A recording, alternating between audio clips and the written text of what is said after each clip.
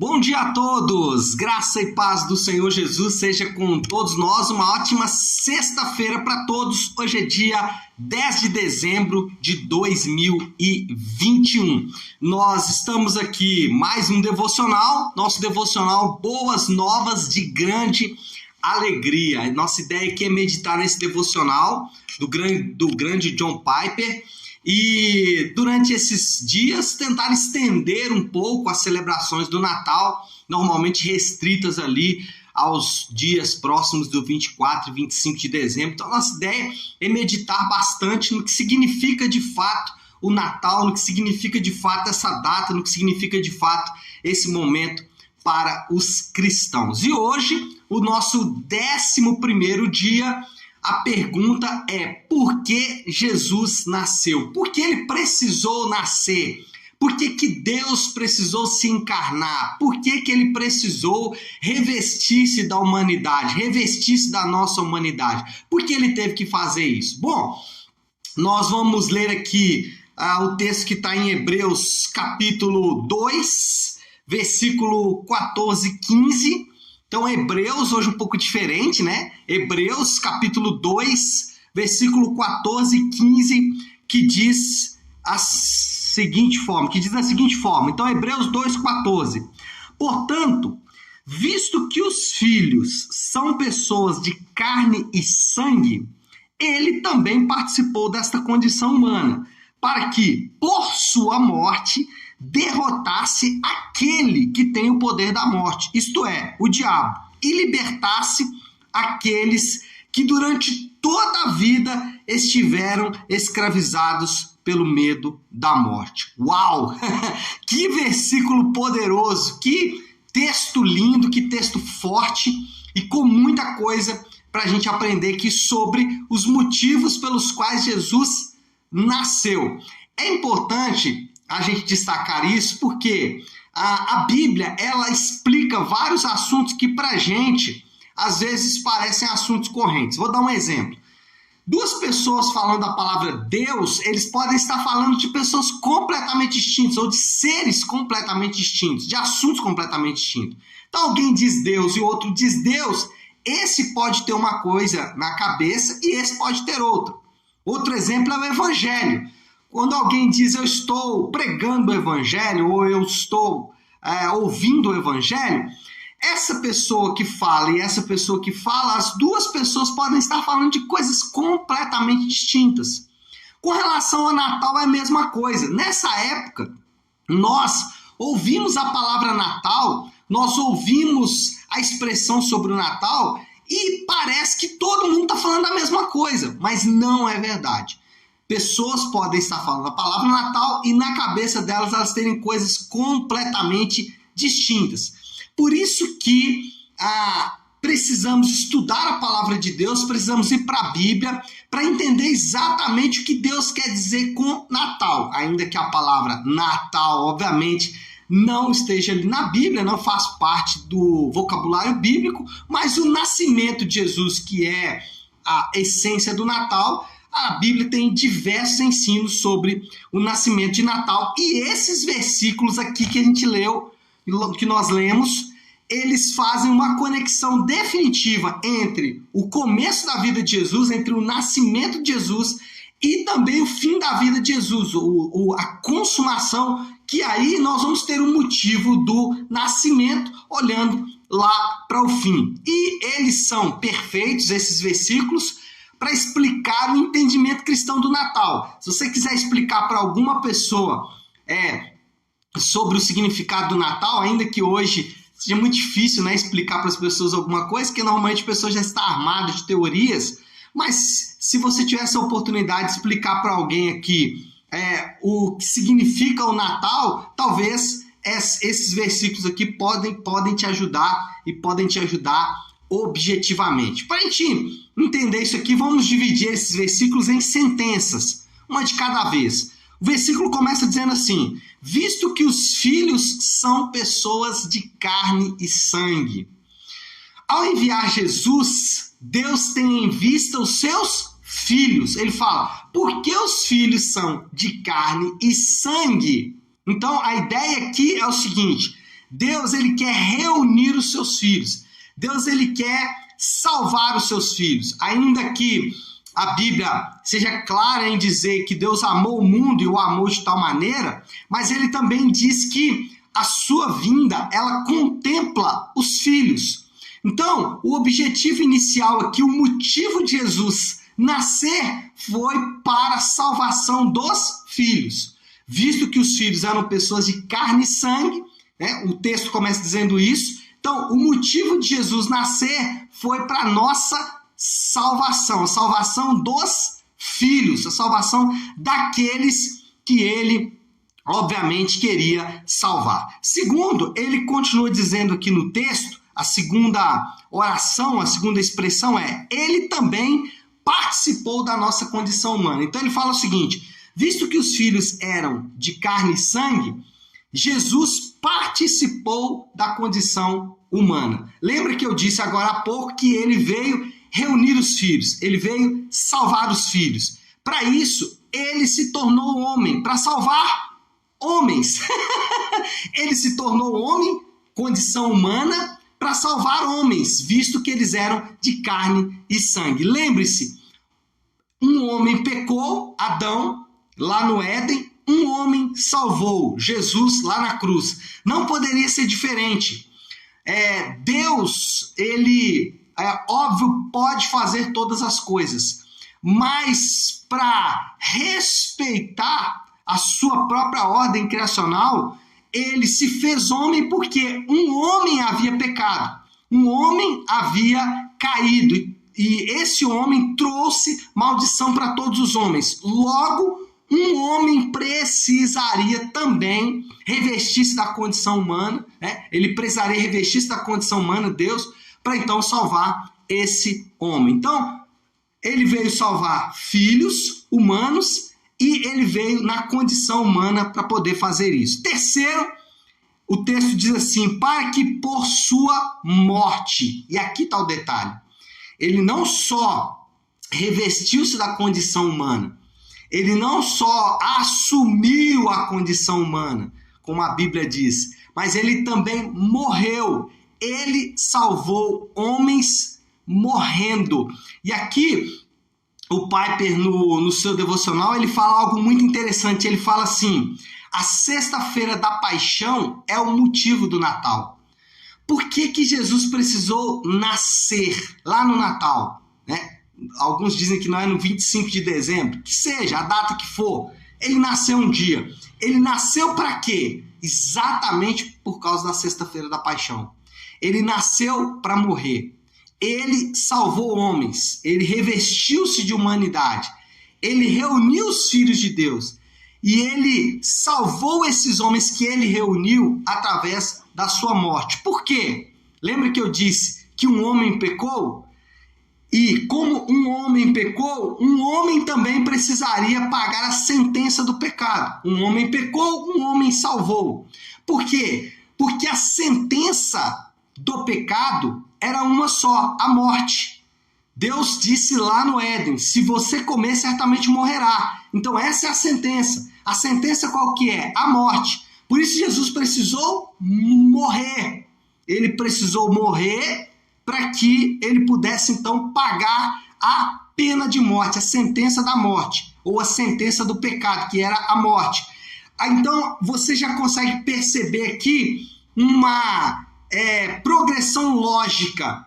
Ele reuniu homens, para reunir homens ele precisava ser homem, e para reunir homens que ele também precisava ser homem, ele tinha que morrer, porque esses homens estavam separados de Deus, estavam longe de Deus. Mas não é só isso. Ele precisou salvar homens, reunir os filhos de Deus, morrendo, pagando a sentença do pecado, mas, em quarto lugar, o texto continua dizendo, e aqui nós temos o início do desfecho final de tudo isso aqui. Ele diz assim: derrotasse aquele que tem o poder da morte, isto é, o diabo. Então, ele revestiu-se da condição humana, revestiu-se de humanidade, morreu a nossa morte, para que, morrendo, derrotasse o poder da morte, isto é, o diabo, aquele que tinha nas suas mãos, aquele que tinha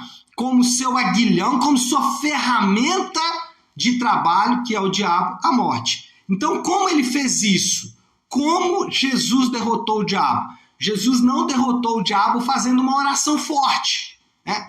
Jesus não derrotou o diabo pegando os pedidos de oração de todo mundo e subindo no alto do monte. Jesus não derrotou o diabo fazendo a fogueira santa. Não. Como Jesus derrotou o diabo? Ele derrotou o diabo fazendo a única coisa que de fato o diabo teme, que foi retirando dele qualquer motivo de acusação que ele tinha contra os filhos de Deus. Foi assim que Jesus derrotou o diabo. Jesus não derrotou o diabo com instrumentos ou com estratégias que são humanas. Não. Jesus derrotou o diabo tirando dele qualquer poder de acusação. Satanás não tem mais ferramenta, o diabo não tem mais ferramenta para usar contra os filhos de Deus, contra aqueles que ele reuniu, contra aqueles que ele morreu para salvar. Lembre-se, Jesus derrotou o diabo. Agora, o diabo, ele não está parado, ele continua atuando. E qual é a principal atuação do diabo hoje? É de novo tentar conquistar o nosso coração. É de novo tentar conquistar os anseios e os desejos do nosso coração. Ele faz diversas ofertas que tentam nos tirar desta realidade de que Jesus já derrotou a morte. E aí a gente entra no quinto e último ponto, que aqui é a couraça de fato que nós temos contra Satanás. Aqui é de fato a proteção que nós temos contra Satanás. Não é um óleo ungido nos umbrais da porta, não é o Salmo 91 aberto na sua casa, não é nada disso. O que de fato funciona como um repelidor de Satanás é o que está aqui agora no final do versículo. Ele diz assim, e libertasse, olha só, e libertasse aqueles que durante toda a vida estiveram escravizados pelo medo da morte. O que escraviza o homem é o medo da morte. Por quê? Porque quando tememos a morte, nós tentamos aproveitar o máximo que temos essa vida.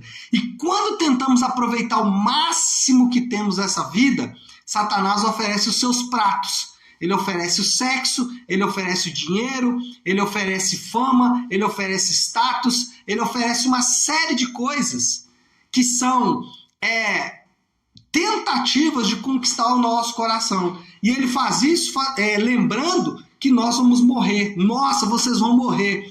Por isso que a expressão de Paulo lá no final de 1 Coríntios 15, onde está a morte a tua vitória, onde está a morte o teu aguilhão, é o hino de vitória do crente. Nós estamos livres da morte. Nós estamos livres de qualquer poder da morte. Esse é o final feliz de todo crente. Se você quiser saber como termina a vida do crente, é assim, ele não teme a morte. A morte não é mais uma realidade para ele. Ou, anote aí o que eu vou dizer, a morte já morreu. Para o crente, a morte já está morta. Alguém certa vez me perguntou, eu gosto muito de citar esse exemplo, alguém certa vez me perguntou assim, pastor, você tem medo da morte? Eu disse, morte? Que morte? É óbvio que foi uma brincadeira com esse irmão, mas isso de fato é o que a Bíblia nos ensina. A morte já não é mais uma realidade para a gente. Você já deve ter ouvido aquelas expressões melancólicas, né? Que as pessoas falam e a gente acaba repetindo. Que a gente acha que isso é verdade. A gente publica na internet, né? A gente faz videozinhos aí com expressões melancólicas do tipo assim, a morte, todo mundo um dia vai enfrentar a morte. Essa é um lugar onde todo ser humano vai passar. Ou se não, aproveite a vida, visite os seus familiares, curta os seus familiares, porque um dia você vai morrer. Irmãos, nós não temos mais que enfrentar a morte. Jesus enfrentou a morte por nós, enfrentou com valentia e venceu a morte, para dizer que aqueles que estão em Cristo não precisam mais temer a morte. Ele disse o seguinte, nós não precisamos aproveitar a vida, porque a nossa vida é eterna. O que nós precisamos fazer é pregar o evangelho para todos os nossos familiares. Então você quer aproveitar a vida que você tem com seus familiares, fale do evangelho para eles. Não é ir lá curtir, ficar passando o final de semana para eles. Isso é ótimo. Deve fazer também, mas não faça como se você estivesse esperando a sua vida acabar e quando acabar você não vai ter mais contato com ele. Não. Se você está em Cristo, seu familiar está em Cristo, prepare-se. Você vai viver eternamente com ele. A minha mãe, ela é crente em Jesus. Se ela estiver aí assistindo, ela vai lembrar desse dia. Um dia ela falou comigo assim, eu queria aproveitar mais o tempo com a minha mãe. Eu falei, mãe, mas a senhora tem certeza que a senhora é salva? Ela falou, tenho. Eu falei assim, e a senhora tem certeza que a minha avó era salva? Ela falou assim, tenho. Eu falei, pois então, daqui a pouco você vai encontrar com ela para passar a eternidade, sua vida com ela não acabou, não fica com essa melancolia. Nós não precisamos ter essa melancolia. Então, você quer aproveitar o tempo que você tem com seus familiares, aproveite para pregar o evangelho para eles, para que eles estejam com vocês a eternidade inteira. Já ouviu aquela expressão, você não leva nada daqui? Pois é, ela é verdade, mas não é toda verdade. Jesus falou que nós temos tesouros, nós podemos acumular tesouros no céu. Que tesouros são esses?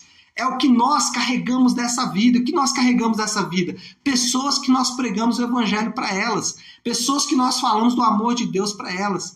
Então, esse é o grande legado que a gente tem que deixar. Porque, vamos lá, se você... tem gente que fala assim, não, devia ter passado mais tempo com fulano que morreu. E aí você vai passar mais tempo com essa pessoa, fica brigando. Aí você vai passar mais tempo com essa pessoa, fica enchendo a paciência dela, ou ela fica enchendo a sua paciência. Então, o que nós precisamos entender é o seguinte, para aqueles que estão em Cristo Jesus, a morte não é mais uma realidade. Jesus venceu a morte por nós. Esse é o segredo do Natal. Esse é o segredo do Natal. Vamos lá, preciso terminar aqui. Qual é a moral da história, então, de tudo isso que a gente falou? Não precisamos ter qualquer medo, nenhum medo. Sabe por quê? O maior inimigo que nós tínhamos, o inimigo que nós mais temíamos, já foi derrotado. Então, você tem medo de quê? Você tem medo de perder a saúde? Se você perder a saúde...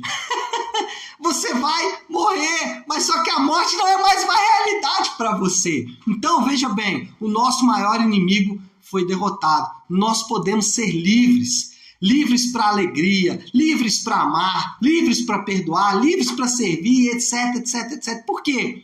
O maior inimigo que nós tínhamos já foi derrotado. Essa é a moral da história. E foi derrotado quando? Quando Jesus morreu? Sim. E Jesus morreu para salvar homens. Por isso, ele precisou nascer como homem para salvar homens através da sua morte. Esse é a síntese do que representa o Natal. Essa é a síntese do que representa essa data. Bom, eu preciso terminar, mas eu quero deixar aqui um desafio final para nós finalizarmos então o nosso devocional de hoje, diante de tudo isso que nós acabamos de falar. Qual é o seu maior temor? O que você tem mais medo na vida?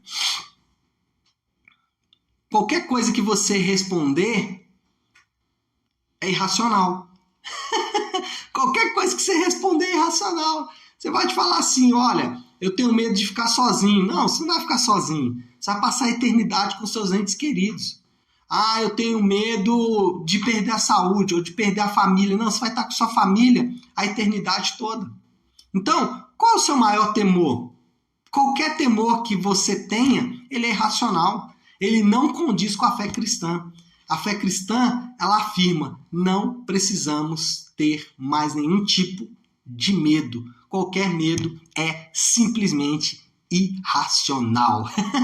Então é isso, pessoal. Nós vamos ficando por aqui. Vamos orar, vamos colocar tudo isso aí diante de Deus. E como sempre eu gosto de fazer, sexta-feira é dia da oração do Pai Nosso. Então, vamos orar juntos a oração que o Senhor nos ensinou. Oremos assim.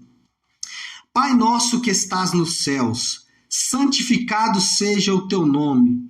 Venha o teu reino, seja feita a tua vontade, assim na terra como no céu. Dá-nos hoje o nosso pão de cada dia. Perdoa as nossas dívidas, assim como perdoamos aos nossos devedores. e não nos deixes cair em tentação, mas livra-nos do mal, porque teu é o reino, o poder e a glória para sempre. Amém, amém e amém. Amém, pessoal? Bom, então é isso. Nós vamos ficando por aqui. Que Deus abençoe vocês. Quero só deixar aqui um recado importante.